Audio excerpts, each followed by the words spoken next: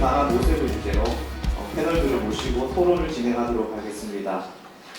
그럼 오늘 토론을 위해 참석해 주신 패널분들을 한 분씩 소개해 드리겠습니다. 금일 토론의 좌장을 맡으신 나사렛대학교 윤미선 교수님이십니다.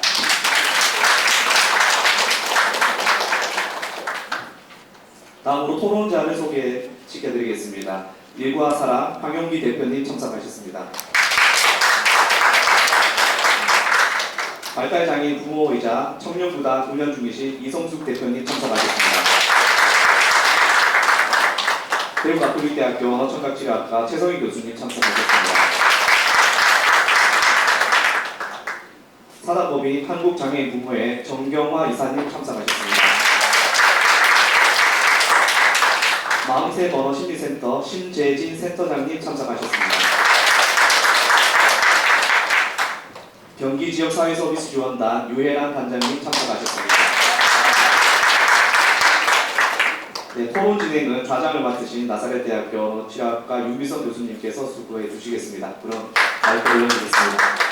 안녕하세요.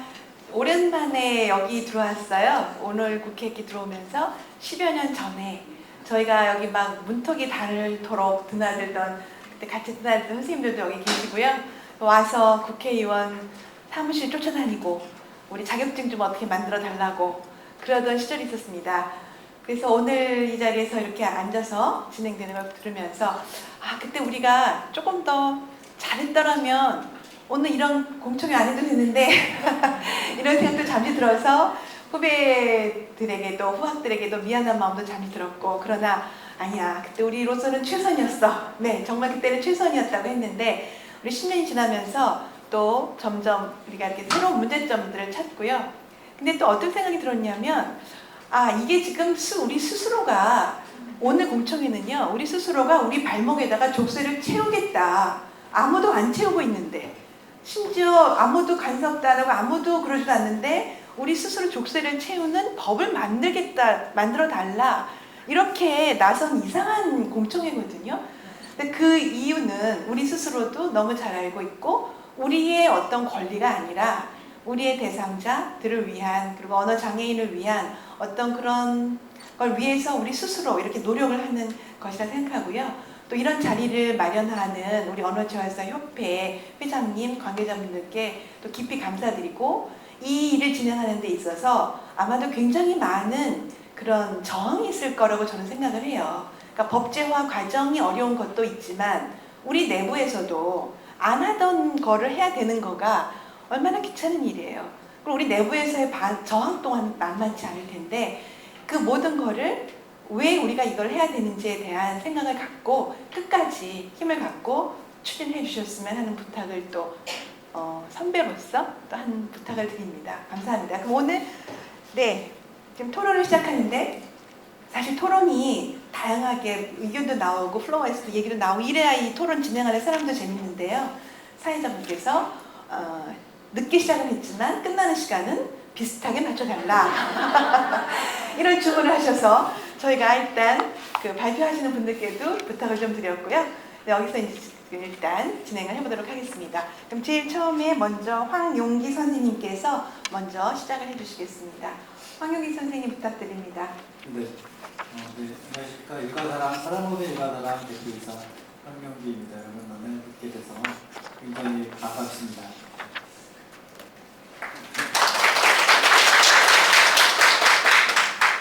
저에게 주어진 시간이 한 5분 정도 되는 것 같은데요. 그래서 좀 짧게 말씀드리고 끝내도록 하겠습니다. 제가 준비한 원고는 자료를 참고해 주시면 좋을 것 같고요. 저희 간단하게 저희가 하는 일과 저희 오늘 주제에 대한 제 소견 간단하게 말씀드리고 마무리하도록 하겠습니다. 저는 원래 간단하게 먼저 소개시켜드리면, 저는 30년 전에 교통사고로 인해서 조손상을 입어서 지금 전신장애를 입고 이제 중도장애가 됐는데요. 원래는 사회복지는 관련이 없는 건축공학과 학생이었고요. 중도에 사고를 당해서 졸업을 못했습니다. 그리고 중간에 컴퓨터공학과 편입해서 컴퓨터 관련 자격증 취득하고 장애복지관에 취업해서 15년 정도 사회복지사로 근무를 했습니다. 그리고 지금은 장애인 직업자를 목표로 하는 그 사단법인을 운영을 하고 있는데요. 저희는 그래서 본점에서는 그 장애인 직업 취업을 위한 그 근로지원과 직무직원 파견 사업을 하고 있고요. 그리고 저희 지점 일반사람 보호작업장에서는 그 발달장애인분 이상이나 중증 장애인들이 한 25명 정도 그 근로를 하고 있고, 또 저희는 그 발달장애인 주간활동 서비스 제공기관이라는 기관을 3년간 저희가 부탁해서 운영한 경험이 있습니다. 이 과정에서 그 장애인분들의 의사소통에 대한 굉장히 중요성을 많이 느끼고 있는데요. 그 일례로 사소한 문제가 발생을 해도 언어적인 소통의 문제로 인해서 굉장히 큰 문제로 발전을 하거나, 이런 그 성인 장애인들을 볼 때 아동이었을 때부터 세계적인 언어 치료나 이런 걸 했으면 좀 더 좋은 그 재활을 하지 않았을까, 이런 좀 많은 소견도 갖고 있습니다. 그리고 저희는 이제 사회복지 실습 기관을 등록이 되어서 사회복지 실습 진행을 하고 있는데요. 해마다 40명 이상의 그 현장 사회복지 실습을 지도를 하고 있는데, 그 사회복지사 같은 경우도 보시면 그 실습 기간이나 이런 그 실습이 굉장히 강화가 돼가지고 작년부터는 실습 시간도 160시간 이상으로 들어오고, 실습 기간도 그 슈퍼바이저가 2명 이상 있다던가 이런 관련 규정이 좀 강화가 됐습니다. 그래서 지금 보시면 사회복지사 자격증은 운전면허 자격증처럼 정말 취득이 쉬운 자격증으로 됐는데, 그래서 그 학점은행제 일정 학점을 이수하면 자격이 주어진다던가 이런 그 정말 취득하기 쉬운 그 자격증 중에 하나가 됐습니다. 그렇지만 그 사회복지사의 전문성에 대한 문제는 좀 아직 제기가 되고 있죠. 그래서 좀 더 많은 체계적인 관리를 통해서 사회복지사 관리가 이루어지는 것처럼 언어재활사의 자격관리도 좀 더 체계적으로 관리가 되는 것이 맞다고 보고, 사실은 오늘 그 국정회 자리에서 언어재활사라는 전문가 집단이 자격관리가 참 안 되고 있다는 거를 알고 사실 살짝 좀 그렇게 했습니다. 그래서 정말 사회복지사 자격도 이렇게 관리가 잘 되고 있는데, 언어재활사는 정말 전문적이고 그 함부로 접근해서는 안 되는 그런 전문가 집단인데, 그 못지않게 자격관리가 좀 잘 체계적으로 이루어져 있지 않나, 이런 생각을 또 하고, 오늘 공청회를 통해서 정말 법제화가 이루어지길 저도 옆에서 강력하게 지지를 하도록 하겠습니다. 그리고 관련된 자료는 참고를 해주시면 되고, 제 의견은 이것으로 마치도록 하겠습니다. 감사합니다. 네. 감사합니다. 네, 이번에는 이성숙 대표님. 네. 안녕하세요. 저는 발달장애 문화예술 활동가 아까 새로 했던 친구 엄마입니다. 사실 보호자 입장에서 제가 할 얘기 너무 많은데 시간 관계상 간단하게 하셔서 그냥 대본으로 읽는 걸로 대신하겠습니다. 이 질문은 언어 치료를 받기 위해 모든 어머니들이 가장 걱정하고 고민하는 부분이다. 언어 장애아동 부모들이 언어 치료실을 선택할 때 중요하게 여기는 부분이 무엇일까? 곰곰이 생각해보면 우리 아이의 언어 치료실을 선택하기 위해 고민했던 부분은 첫째, 우리 아이를 소중하게 여기는 언어 치료사의 품성과 부모님과의 소통 능력, 그리고 둘째, 치료사의 언어 치료에 대한 전문성과 자질이었다. 언어 발달 장애의 경우 장애 특성상 치료를 받기 시작하면 아동은 치료사와 라포 형성을 하는 데 많은 시간을 보내게 되며, 치료 또한 단기간에 끝나는 것이 아니라 우리 아이의 발달 과정 내내 치료사와 많은 시간을 보내야 하기 때문에 좋은 선생님을 만나는 것이 가장 큰 행운이라 생각합니다. 그러나 행운에 모두 맡기기에는 우리 아이의 귀중한 시간과 비용을 낭비할 수 없기에 발품팔며 여기저기 물어보고 찾아보는 일은 장애아동 부모의 몫이다. 모든 엄마가 바라듯이 좋은 치료사, 선생님을 만나기 위해서 맘카페, 어머니 모임, 여기저기 물어보고 치료사의 경력보다는 평판이나 치료사의 전문성을 꼼꼼히 따지게 된다. 언어 치료를 잘 모르는 나 또한 치료사 선생님께 우리 아이의 모든 문제를 맡기는 입장이다 보니 이 중요한 시기를 책임져 줄 수 있는 언어 치료사 선생님의 자질은 정말 중요한 부분이라 생각합니다. 비용 문제를 떠나 정말 좋은 선생님을 만날 수 있다면 집에서 치료실까지 거리를 막론하고 우리 아이를 데리고 찾아가 배우고 싶은 마음이 간절하다. 아무리 시설이 좋고 좋은 프로그램을 제공하는 기관이라 할지라도 선생님의 자질이 부족하다면 시설이나 프로그램은 무용지물일 것이다. 나 또한 우리 아이가 발달장애이다 보니 언어치료 외에 다른 치료와 재활도 병행하였으나 언어치료를 가장 많이 다니다 보니 좋은 언어치료사 선생님을 찾는 것이 나의 큰 의무이자 엄마로서의 책임이었다. 따라서 언어장애 아동 부모의 소망은 좋은 성품과 정말 언어치료사 전공 지식을 제대로 갖춘 전문가를 만나는 일이다. 언어치료 속성상 거의 1대1로 치료를 받다 보니 우리 아이들은 안심하고 맡길 수 있는 전문성을 갖춘 언어치료실과 언어치료사 선생님이 만나는 것이 가장 중요한 바람이다. 너무나 당연한 이야기지만 전문적 지식과 훈련을 받은 치료사 자질을 갖춘 분들이 언어치료를 해야 한다고 생각한다. 그렇지만 현실은 그렇지 않다는 것이다. 내가 만난 언어치료사 선생님 중에는 물론 훌륭한 언어치료사 선생님도 계시지만 그렇지 않은 선생님들이 많았습니다. 우리 장애 부모들이 이러한 전문성이 인정된 언어치료실이나 언어재활사 선생님에 대한 정보를 알 수 있다면 이보다 더 기쁜 일이 없을 것이다. 따라서 언어치료 전문가 자질 기준을 마련하여 부모님들이 어디서나 안심하고 믿을 수 있는 언어재활 전문가를 만날 수 있도록 제도적 장치를 만들어준다면 장애 아동의 부모로서 얼마나 감사한 일일까. 이것이 언어재활을 받는 부모에게서 가장 절실한 문제이기 때문이다. 우리 아이는 언어치료 외에 다양한 재활치료를 받고 있으나 그 중에서도 가장 많이 받는 재활치료는 언어치료이다.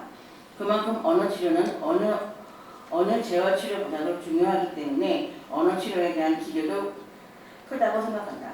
모든 부모들이 신뢰하고 언어치료를 받을 수 있도록 언어치료에 대한 적절한 질 관리와 이에 대한 모니터링 방안이 모색되어야 할 것이다.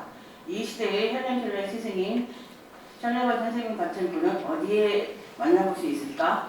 아이의 언어 문제로 고민하는 부모들은 우리 아이에게 언어 치료가 필요한가? 언어 치료는 언제부터 하면 좋은가? 언어 치료를 잘하는 곳은 어디일까? 언어 치료 비용과 시간은 얼마나 들까? 우리 아이의 언어 치료 정말 좋아질까? 수많은 궁금증과 걱정과 함께 이러한 일련의 질문이 꼬리에 꼬리를 문다. 이와 같은 질문들의 해답의 핵심은 역량 있는 언어 치료사 선생님이다. 우리 언어치료사 자격 신고제 및 실습 인정제 법제화와 이에 대한 해답이 될 수 있을 것이라 생각한다. 하루빨리 이러한 부모들의 간절한 바람이 제도화되기를 간절히 희망해본다. 감사합니다. 감사합니다. 다음 최성희 교수님께서 발표해 주시겠습니다. 네, 안녕하십니까. 저는 전국언어치료학과 협의회장 대구 가톨릭대학교 최성희 교수입니다. 네, 현재 전국 언어치료학과는 약 50여 개 프로그램이 개설되고 있고 지난 30년 동안 양적으로 매우 성장하였습니다. 하지만 그 양적 성장에 비해서 언어치료 교육 분야의 질 제고에 대한 노력이 상대적으로 부족하였다고 생각합니다.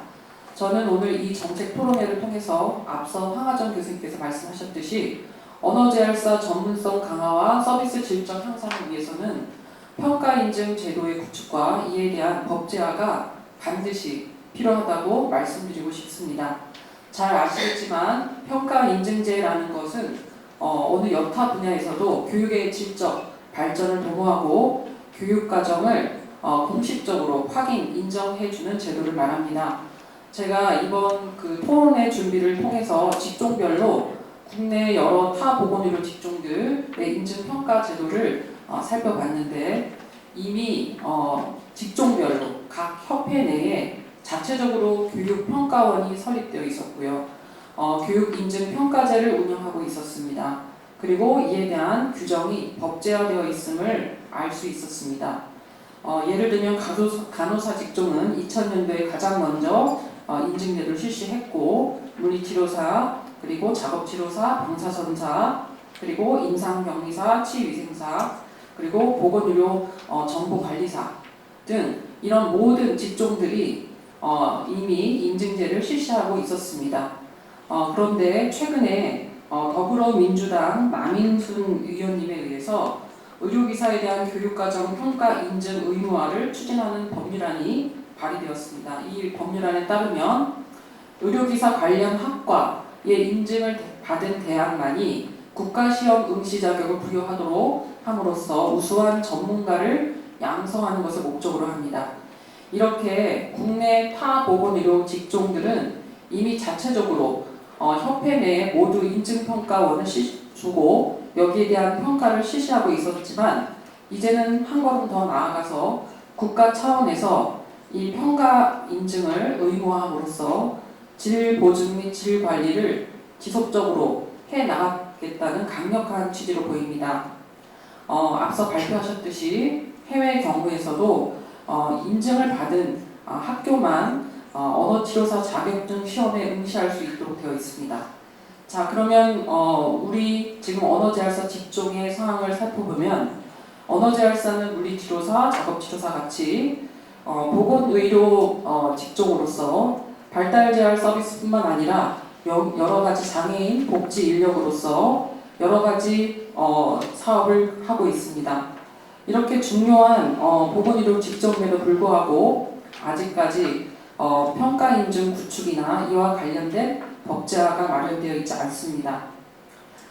실제로 언어치료 교육과정에서 실습교육은 매우 중요한 부분을 차지하고 있으며 아까 말씀드린 것처럼 최소 진단과 치료 실습을 90시간 이상 해야 됩니다. 그리고 여기서 중요한 것이 전체 시간의 절반 이상을 의무적으로 교내에서 실시한다는 규정이 있습니다.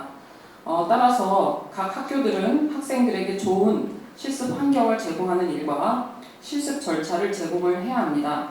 교내 임상 실습은 저도 그렇지만 이 학기 중뿐만 아니라 방학 기간 동안 학교 내내 그 치료실에서 진행되는 그런 아주 중요한 그런 과업이라고 할 수 있겠습니다. 그러면 왜 이렇게 교내 임상 실습이 중요할까요? 그 이유는 실습 학생들의 인권 보호와 실습 담당 지도 교수님의 지도하에 표준화된 실습을 배울 수 있다는 점입니다. 외부에서 임상 실습을 진행할 경우에 발생할 수 있는 문제는 임상 실습 교육기간의 적절성이 문제가 될 수 있는데 교회 언어치료 실습은 실습 교육을 목적으로 설립 운영되는 기관이 아니기 때문에 일정 기준을 따르도록 할 법적 근거가 없기 때문에 실습 교육 제반에 대한 지원과 협조를 구하기 어렵습니다. 그 외에도 실습 대상자 선정의 적절성 문제 그리고 실습 시간에 대한 정확성을 검증하기 어렵고 학생들에게 올바른 임상 지도를 해줄 수 있는 임상 지도 교수님의 선정도 검증해야 할 중요한 부분입니다. 따라서 이제는 우리 언어치료의 발전을 위해서는 멀리 내다보며 이러한 작업을 시작을 해야 될 때가 왔다고 생각합니다. 저희 언어치료 분야가 타 의료 보건 직종에 비해서 이러한 질 관리를 하는 시작이 조금 늦은 감이 있지만 이제는 더 이상 지체하지 말고 조속히 시작해야 할 시점이 왔다고 생각합니다. 오늘 정책 토론회에 참여해 주신 보건복지부 관계자님과 국회의원님 그리고 전국 언어치료학과 교수님, 현장에 계신 언어재활사 선생님들 그리고 장애 가족 부모의 부모님들과 이미 오늘 공감대가 형성되었다고 생각합니다. 언어치료 실습 인증제가 빨리 법제화되고 올바른 방향으로 잘 운영될 수 있도록 많은 관심과 참여를 부탁드리겠습니다. 감사합니다. 다음은 전경화 이사님께 순서 부탁드리겠습니다. 안녕하세요. 저는 한국장애인 부모회 이사로 활동하고 있는 전경화라고 합니다. 하지만 저는 17살짜리 지적장애 남자아이를 키우고 있는 발달장애 부모이기도 하고요. 저는 제 자식이라서 키우고 있긴 하지만 현장에서 일하고 계시는 치료사 선생님들 대단하다고 생각하는 부모이기도 합니다. 저희 아이는 미숙아로 태어나서 6개월 때부터 재활치료를 다니기 시작했는데요. 그때는 그냥 물리 작업만 하면 되는 줄 알았는데 그냥 말이 느리다고만 생각했었어요. 근데 치료실 다니는 엄마가 그러더라고요.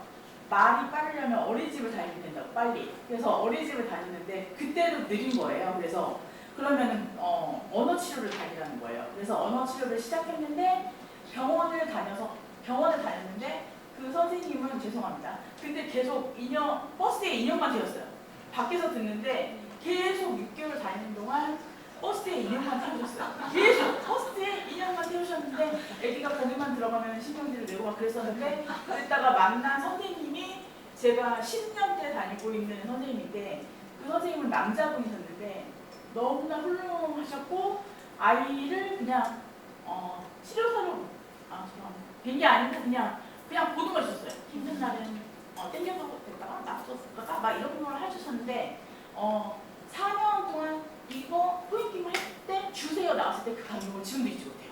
그리고 피자라고 했을 때 그 달에 피자 값을 28만 원 썼습니다. 제가. 네, 28만 원 썼어요. 정말 지금 피자 맨날 먹고 싶지 피자는 지금은 안 돼. 막 이래요. 근데 지금도 뭐 아이와 핑퐁 대화는 되지 않지만 지금 제가 10년 동안 만났던 그 선생님처럼 훌륭한 선생님이 되려고 한다면 앞에 말씀해주신 그 임상 실습 그게 굉장히 중요하다고 오늘 생각을 했습니다. 왜냐하면 그런 훌륭한 선생님과 같은 모델링이 되시는 분이 계셔야지 밑에 선생님들이 보고 배우실 거 아니에요. 저희 아이들은 대치 상태이기 때문에 누군가 앞에서 모델링을 하면 그대로 따라한단 말이에요. 그런데 그게 나쁜 행동이면은 분명히 그거를 배워서 그냥 일생에 그게 자산이 되는데 그 모델링이 굉장히 좋은 거고 좋은 말이고 예쁜 행동이면 평생 그거를 따라 할 텐데 그렇게 좋은 선생님들이 아주 좋은 거를 보고 배워주셔야지 저희 아이는 일생 그게 밑거름이 될 텐데 그 중요한 거를 맡아주시는 우리 선생님들을 해주시려면 당연히 뭐 좋은 선생님들이고 당연히 좋은 환경에서 배우고 인정을 해주시고 나라에서 해주는데 우리 선생님들이 이런 대접을 받고 계신 저는 오늘 깜짝 놀랐습니다. 정말 현장에서 너무나 프로페셔널하신데 이런 선생님들을 아니 나라에서 왜 이런 대접을 받고 있는 건지 저는 이해할 수가 없다는 걸 오늘 뭐 법적인 건 저는 솔직히 모르겠어요. 저는 부모니까요. 근데 와 너무 깜짝 놀랐고 말도 안 된다고 생각을 해서 저는 정말 제 자식이가 키우지만 현장에서 이렇게 일하시는 분들은 어부 생각하는 분도 있습니다. 당연히 있지만 어느 정도 봉사 정신, 사랑 가지지 않고서는 안 되는 게 보이거든요. 눈으로. 대단하시다고 생각하시는데 이런 대접을 받고 계시게 해서 정말 죄송하고 빨리 법제화가 되고 인정이 돼서 일하시는 만큼 아니 그 배에 당연히 수고하시는 만큼 사랑하시는 만큼 금전적으로 경제적으로 당연히 벌어가셔야 된다고 저는 생각합니다. 그리고 감사드리고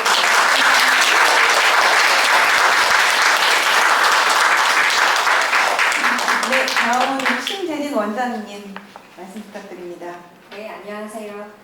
일단 공청회에 앞서서 이런 자리를 만들어주신 협회장님께 진심으로 감사드립니다. 저는 강원도 원주에서 언어재활센터를 운영하고 있습니다. 저희 기관은 발달재활 서비스 및 지역사회 서비스 바우처 제공기관으로서 보건복지부와 중앙사회정보 서비스원으로부터 품질 평가를 통해 제공 인력의 자격 관리와 사회 서비스 품질 향상을 위한 관리를 받고 있습니다.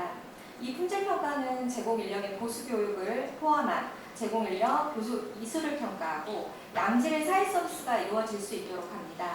저희 기관은 2018년 처음으로 실시된 사회 서비스 품질 평가로부터 3년 뒤에 실시된 2021년 평가까지 모두 A등급을 받았습니다. 이러한 품질 향상을 위해서 언어재활사를 포함한 제공 인력 모두 보수 교육을 충실히 이수하고 기본 보수 교육 외에도 언어재활사 서비스의 최신 정보와 언어재활 기법을 연구하기 위한 교육을 이수하였습니다. 그러나 현재 이러한 품질 평가는 바우처 제공기관을 대상으로만 이루어지고 있기 때문에 일반 사설 언어치료센터 그리고 병원 또는 바우처를 제공하지 않는 다양한 형태의 언어치료 제공기관에서 근무하는 많은 언어재활사들이 품질평가의 사각지대에 존재합니다. 이러한 품질평가의 사각지대에 있는 언어재활사의 보수교육이 어떻게 이루어지고 있는지 현재로서는 파악할 수 없습니다. 그리고 보수교육을 제대로 이수하지 않은 많은 언어재활사가 실시한 언어치료를 받는 대상자는 양질의 언어재활 서비스를 받을 수 없는 피해를 고스란히 받게 됩니다. 언어재활을 받는 장애인과 장애인 가족, 그리고 언어재활을 필요로 하는 대상자는 이미 힘든 과정을 겪고 있습니다. 의사소통을 원활하게 하지 못하여 야기되는 문제는 언어재활 대상자에게 큰 고통을 주는 상황일 겁니다. 이러한 절박한 상황에서 언어재활 서비스는 무엇보다 중요한 역할을 차지하는 분야입니다. 언어치료를 실시하는 언어재활사가 보수교육을 이수하였는지, 어떠한 자기개발을 통해 언어재활사 자격증을 유지하는지 여부를 언어재활 서비스 대상자는 알 수 없습니다. 따라서 언어재활을 필요로 하는 많은 대상자들이 양질의 언어 제한을 받을 수 있도록 언어 제한사 자격 등록 신고의 법 제한은 반드시 필요합니다. 언어 제한사는 2013년 민단 자격증의 난립을 막고 장애인 및 필요 대상자가 질 높은 언어 제한 서비스를 제공하기 위해 국가 시험을 통해서 언어 제한사가 되는데요. 저는 학사로 물리치료를 전공한 물리치료 면허증 소지자이기도 합니다. 언어 제한사처럼 지금 타 분야의 자격증 현황을 좀 살펴볼까요? 물리치료사, 작업치료사와 같은 의료기사 등은 의료기사법 개정 및 의료기사 면허 신고의 시행으로 대통령령으로 정하는 바에 따라서 최초의 면허를 받은 후에 3년마다 그 실태와 취업 상황을 보건복지부 장관에게 신고하고 있습니다. 신고 내용은 기본 인적사항 그리고 보수교육 이수 여부를 반드시 신고하고 있는데요. 협회의장에게 제출하면 협회의장은 신고인이 신고요원을 충족하였는지 확인하고 신고를 수리하거나 혹은 반려의 결정을 통지하도록 하고 있습니다. 만약 의료기사가 면허 자격 신고를 하지 않은 때에는 의료기사법에 의해서 신고할 때까지 면허의 효력을 정지할 수도 있습니다.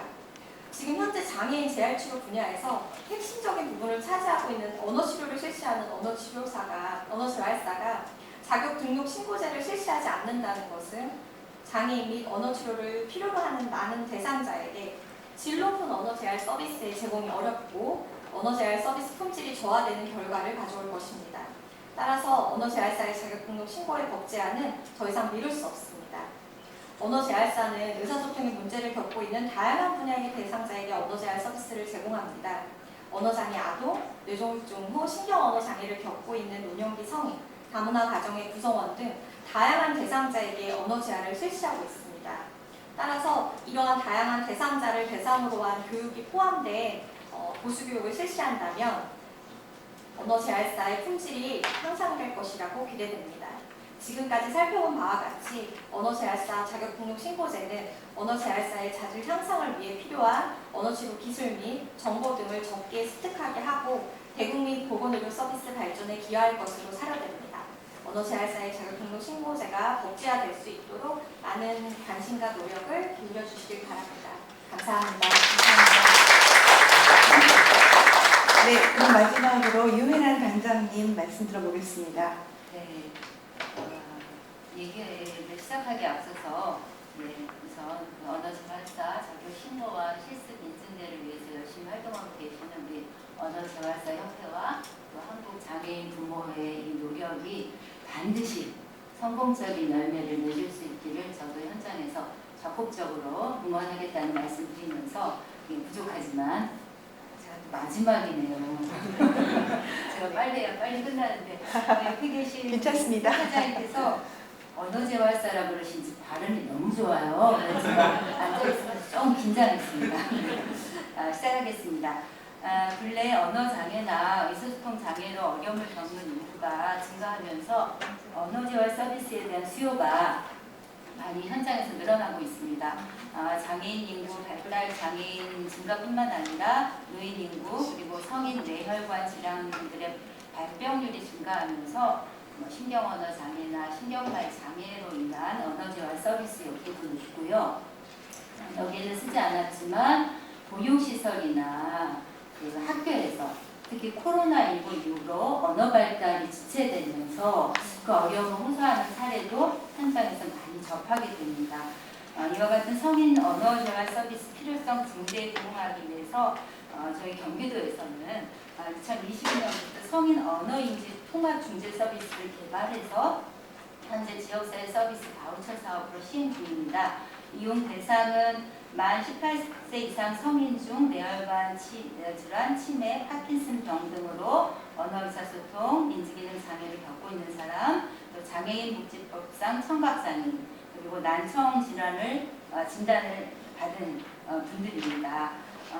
물론 아직까지는 이용자 및 보호자가 이 성인 재활, 언어 재활 서비스에 대해서는 소극적인 태도를 갖고 있고 또 언어 재활사 분들도 성인 영역에 대해서는 임상 경험 부족이라든가 과연 치료적 효과를 달성할 수 있을까에 대한 주저하는 태도 등으로 아직 많이 활성화되고 있지는 않지만 향후에 그 경기도 외 타 지역에서도 성인 언어 재활 서비스를 시행할 가능성은 높다고 저는 생각하고 있습니다. 경기도에서도 이 서비스를 좀 활성화시키기 위해서 성인 발달 장애인이나 이 참여할 수 있게 조금 열어놓는 거라든가 여러 가지 노력들을 경주할 예정으로 있습니다.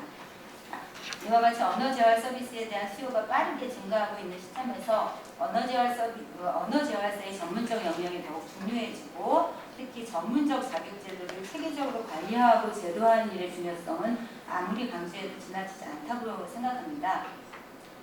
2022년 현재 언어재활사 국가 자격증 합격자 수가 19,000명이라고 제가 자료에서 봤는데 아까 회장님 말씀으로 짐작해 보건대는 이 중에서 한 16,450여 분 정도가 자격증을 발급받을 인원으로 제가 이해를 했습니다.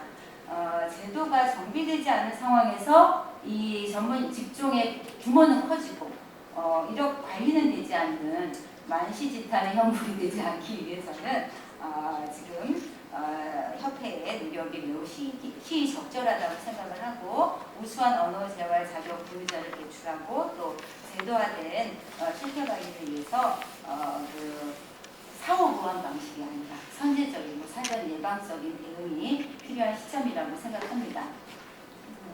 자격 신고제 법제화에 대해서 말씀드리겠습니다. 언어재활사는 말씀하셨듯이 장애인복지법에 의한 장애인복지 전문 인력, 즉 복지인이죠. 저와 같은 복지인이시면서 또한 보건의료인으로서의 정체성과 역할을 갖고 있는 이런 직종으로 알고 있습니다. 언어 치료가 이런 어떤 복지적인 성격과 의학적 성격을 동시에 갖고 있기 때문이기도 하지만 제 짧은 생각으로는 최근에 뇌혈관 질환이라든가 퇴행성 질환 등의 여러 가지 성인 질환, 이로 인한 언어적인 어려움, 소통의 어려움을 호소하시는 분들이 많아지면서 병원에서 언어재활 세팅이 정말 많이 늘어나고 있습니다.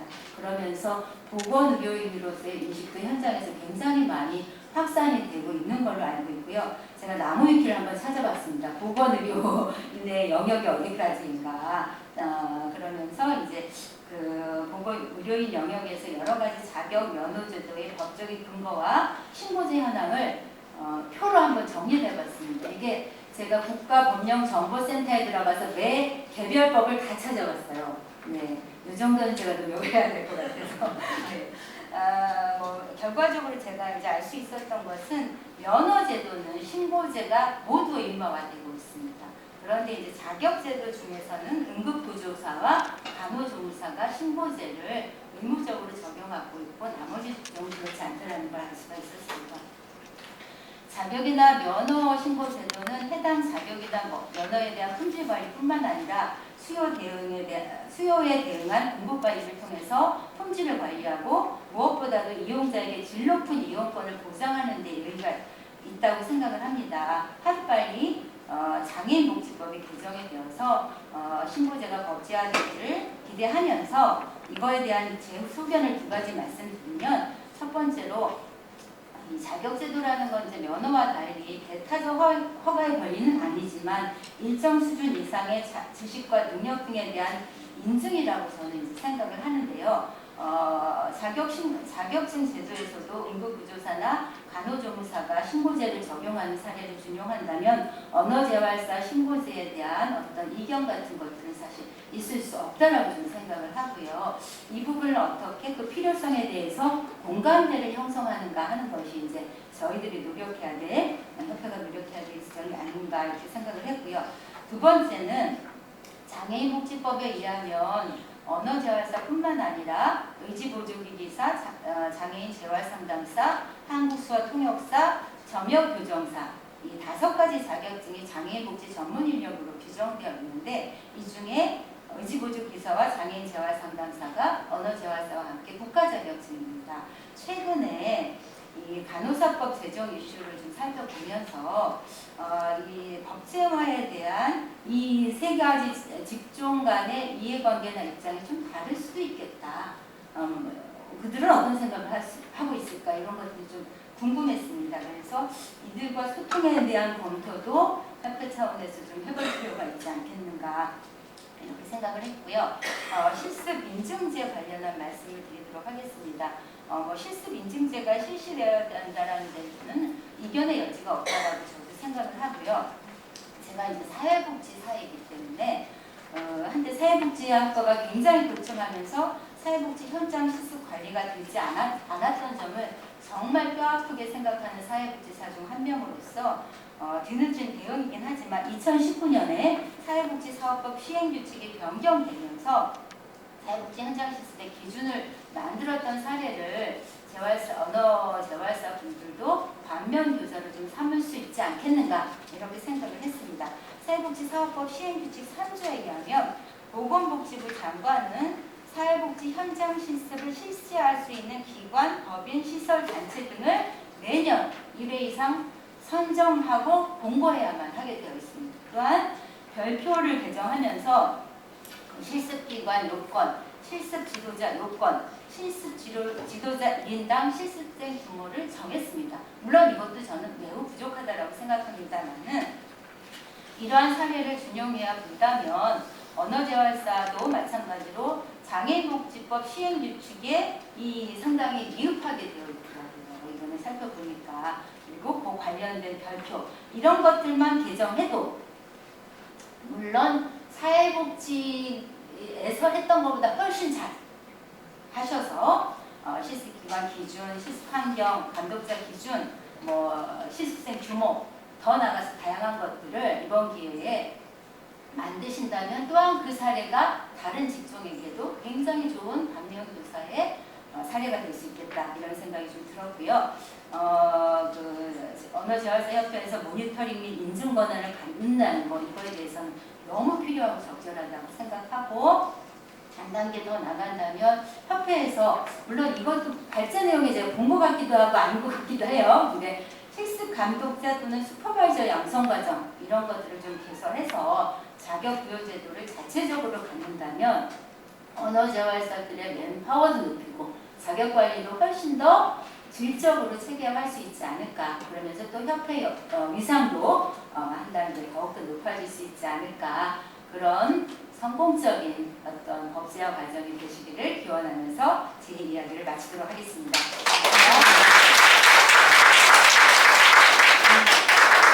여러 클래스 선생님들께서 정말 짧은 시간이지만 엑기스와 같은 그리고 진짜 언어재활사들에게 뼈아프게 가슴을 치게 만드는 지적을 해주신 우리 부모님 계셨고요.